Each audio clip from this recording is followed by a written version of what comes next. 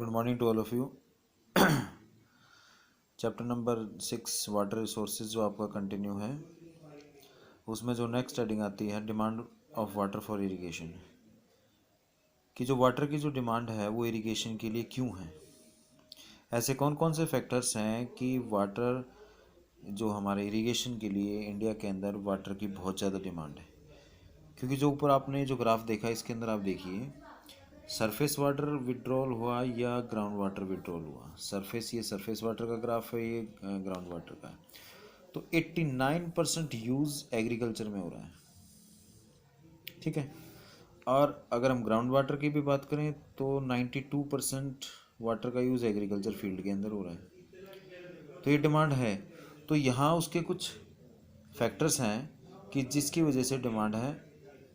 तो वो ऐसे कौन कौन से फैक्टर। सबसे पहले हम बात करते हैं यहाँ पे uneven special distribution of rainfall, यानी कि जो रेनफॉल का जो डिस्ट्रीब्यूशन है वो एरिया वाइज जो है वो बहुत ही अनइवन है, ठीक है। अनइवन इसलिए बोला गया कि कहीं तो रेनफॉल बहुत ज़्यादा एक्सेस में हो जाती है तो प्रॉब्लम क्रिएट करती है, और मैक्सिमम एरिया ऐसा है जहाँ पर रेनफॉल नहीं हो पा रही, बहुत कम होती है। जैसे आप राजस्थान की बात करें, अपने हरियाणा की बात करें, पंजाब की बात करें, तो ऐसी जो स्टेट्स हैं जो डिपेंड करती हैं किसके ऊपर, एग्रीकल्चर के ऊपर, और वहीं रेनफॉल नहीं हो रही है। तो ये है uneven special distribution of rainfall, ठीक है। तो कहीं पर तो बहुत ज़्यादा पानी सरप्लस हो जाता है और कहीं पर पानी की बहुत ज़्यादा शॉर्टेज होती है। देखिए स्टार्टिंग में पता चले थे इंडिया जो है एग्रीकल्चर बेस्ड कंट्री, यहाँ की 70% अप्रोक्सीमेटली 70% जो पॉपुलेशन है वो इन्वॉल्व है एग्रीकल्चर एक्टिविटीज़ के अंदर, प्राइमरी एक्टिविटीज़ के अंदर, जो कि प्राइमरी एक्टिविटीज़ का एक पार्ट है। तो अगर वहीं पर अगर अनइवन डिस्ट्रीब्यूशन होगा तो प्रोडक्शन के ऊपर डेफिनेटली उसका इफ़ेक्ट पड़ेगा।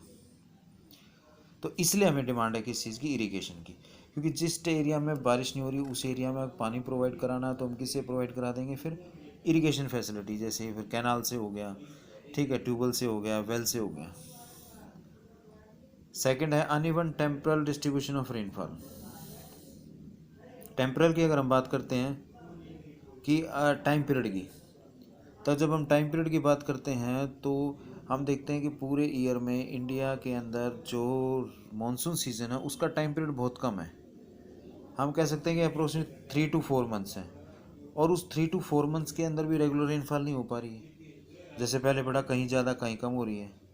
आप अपने एरिया में लास्ट इन मंथ्स में देखिए कितनी रेनफॉल हुई है।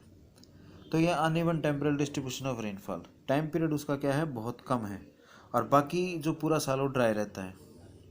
तो उस टाइम पीरियड में भी अब जब इंडिया एग्रीकल्चर बेस है, कंट्री है, तो हमें क्रॉप का प्रोडक्शन करना पड़ेगा। क्रॉप का प्रोडक्शन हमें करना पड़ेगा तो क्या करना पड़ेगा, फिर इरिगेशन करनी पड़ेगी, तभी पॉसिबल है कि हम क्रॉप का प्रोडक्शन कर सकें।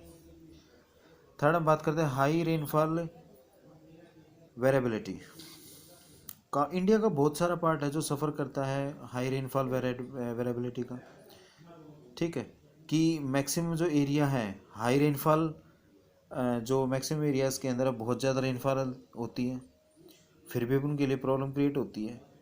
तो वो रेनफॉल वेरिएबिलिटी है, ठीक है। अब पहले बताया कि एग्रीकल्चर बेस्ड कंट्री है, प्रोडक्शन के ऊपर उसका इफेक्ट पड़ता है। तो जो उतार चढ़ाव है रेनफॉल के अंदर वो बहुत ज़्यादा इफेक्ट डालते हैं। कई बार जहाँ कई बार रेनफॉल भी हो रही है, लेकिन कई बार जैसे जो आपका रेनी सीजन है उसके अंदर जैसे राइस जो क्रॉप लगा दी उसको रेगुलर वाटर की नीड है। अब 15-20 दिन तक लगातार रेनफॉल नहीं हुई, महीने तक नहीं हुई, तो उस टाइम पीरियड में हमें क्या करना पड़ेगा, इरिगेशन से काम करना पड़ेगा, ठीक है, पानी देना पड़ेगा क्रॉप्स को। Uncertainty of rainfall. अब अनसर्टेनिटी की हम बात करते हैं, अनसर्टेनिटी मतलब विश्वसनीयता नहीं है इसमें। मॉनसून सीजन हमने बात करी 3 to 4 मंथ्स के लिए रेनफॉल आती है, ये भी तो कंफर्म नहीं है कि वो 3 से 4 महीने रेनफॉल अच्छी हो जाएगी, अनसर्टेनिटी है, ठीक है। रेनी सीजन चल रहा है, स्टार्टिंग में रेनफॉल बहुत अच्छी होगी, फार्मर्स ने क्रॉप लगा दी, तो उसके बाद हो सकता है कि रेनफॉल 1 महीने तक ना हो, और हो सकता है कि डेली रेनफॉल हो जाए। तो अनसर्टेनिटी है, कोई पक्का नहीं है कि भाई मानसून सीजन आ गया तो अब यहाँ पर इस एरिया के अंदर रेनफॉल होगी होगी, तो इसलिए उसके ऊपर हम विश्वास नहीं कर सकते। तो इसलिए हमें किस चीज़ की नीड होती है, इरिगेशन की। नेक्स्ट हम बात करते हैं नेचर ऑफ क्रॉप की।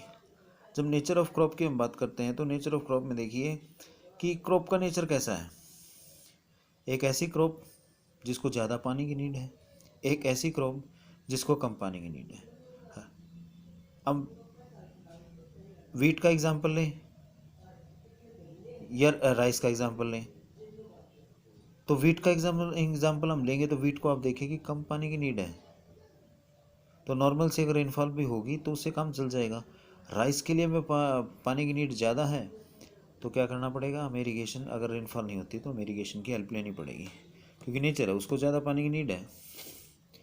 हाई यील्डिंग क्रॉप्स, अब ग्रीन रेवोल्यूशन के बाद ऐसे जो HYV जो हाई यील्डिंग वैरायटी के जो सीड्स आए हैं, मैक्सिमम पानी की नीड है। तो क्रॉप किस तरह की है, ठीक है। अब ऐसे बीज आपने लगाए हैं, ऐसे बीज की सीडिंग की है जिसको पानी की डिमांड ज़्यादा है, तो अगर रेनफॉल नहीं हुई है तो फिर आपको क्या करना पड़ेगा, इरीगेशन करनी पड़ेगी। नेक्स्ट आ जाता है लॉन्ग ग्रोइंग पीरियड। जो ग्रोइंग पीरियड है वो बहुत ज़्यादा है, जैसे हम बात करते हैं कुछ का तो बहुत शॉर्ट है, कुछ का बहुत लॉन्ग है। जैसे शुगर केन है, शुगर केन का जो ग्रोइंग पीरियड है वो बहुत ज़्यादा लंबा है, ठीक है। राइस का, वीट का ग्रोइंग पीरियड बहुत कम है। तो अगर ऐसी क्रॉप आपने लगा दी जिसका ग्रोइंग पीरियड बहुत लंबा है और पूरा साल बारिश नहीं होती, केवल 3 से 4 महीने रेनफॉल होती है, तो बाकी बचे हुए सीजन में उस क्रॉप को आपको पानी प्रोवाइड करना पड़ेगा। तो क्या है हमारे पास, फिर इरिगेशन की आई तो वाटर की डिमांड आ गई। नेक्स्ट हम बात करते हैं इंक्रीज इन प्रोडक्टिविटी। अगर हमने अपने क्रॉप प्रोडक्शन के अंदर उसको इंक्रीज़ करना है तो हमें टाइम टू टाइम उसको इरिगेट करना पड़ेगा। दूसरी बात है, जिन एरियाज़ के अंदर जो ड्राई हैं, जो एग्रीकल्चर के लायक है लैंड, लेकिन रेनफॉल के कारण वहाँ पर पानी की कमी के कारण अगर हम क्रॉप वहाँ पर एग्रीकल्चर नहीं कर पा रहे तो हमें वहाँ पानी प्रोवाइड करना पड़ेगा। जैसे इंदिरा गांधी कैनाल है जो राजस्थान के अंदर बनाई गई है, तो वो पहले एरिया ड्राई था, वहाँ पर एग्रीकल्चर नहीं होता था, लेकिन जब से इंदिरा गांधी कैनाल निकाली गई है तब से उस एरिया के अंदर मॉइस्चर, लैंड ज़मीन के अंदर मॉइस्चर क्रिएट हो गया है और वहाँ पर क्रॉप प्रोडक्शन होता है, काफ़ी सारी क्रॉप लगाई जाती हैं। तो इससे क्या हुआ है, प्रोडक्शन इंक्रीज़ हुआ है, ठीक है। तो इरिगेशन फैसिलिटी होगी तो प्रोडक्शन बढ़ेगा, क्योंकि लाल उस एरिया में भी हम सीडिंग कर सकते हैं जहाँ पर रेनफॉल प्रॉपर नहीं हुई है या रेनफॉल की शॉर्टेज है या पानी की वहाँ पर कमी है। तो इस तरह से हम अपनी प्रोडक्टिविटी को क्या हम इंक्रीज़ कर सकते हैं। तो ये कुछ पॉइंट डिस्कस किए। तो आप demand of water for irrigation, सिंचाई के लिए पानी की मांग, ठीक है। तो इसका आपका क्वेश्चन बन जाएगा एक्सप्लेन या demand of water for irrigation, सिंचाई के लिए मांग की क्यों आवश्यकता है। तो ये आपको फैक्टर्स उसमें सारे एक्सप्लेन करने हैं। तो आज आप इसी क्वेश्चन को लिखेंगे फेयर नोटबुक के अंदर और इसी को याद करेंगे। Thank you.